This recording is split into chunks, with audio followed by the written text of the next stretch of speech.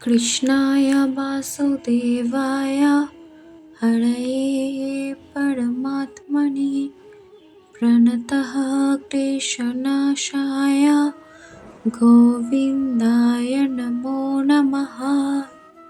এই মন্ত্রটা জপ করার একটাই কারণ, যখনই এই মন্ত্রটা জপ করি তখনই মনের মধ্যে একটা আলাদাই শান্তি আসে। এই মন্ত্রটার অর্থ আমি যেটুকু জানি যে আমি বাসুদেবের পুত্র শ্রীকৃষ্ণকে, যিনি পরমাত্মা হরি, প্রণাম করি। হে গোবিন্দ, যিনি ভক্তদের সকল দুঃখ ও কষ্ট দূর করেন, আমি আপনাকে বারবার প্রণাম করি। এই মন্ত্র জপ করলে মনের চাপ ও উদ্বেগ কমে।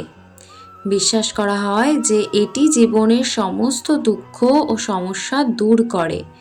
এটি কৃষ্ণ ভক্তি ও আধ্যাত্মিক শক্তি বৃদ্ধি করে। এইদিকে দেখো, গোপাল যেমন চান তেমনটাই ঠিক আমার হাত দিয়ে করিয়ে নিয়েছেন। ওনার মুখটায় কি মায়া, কি মিষ্টি লাগছে।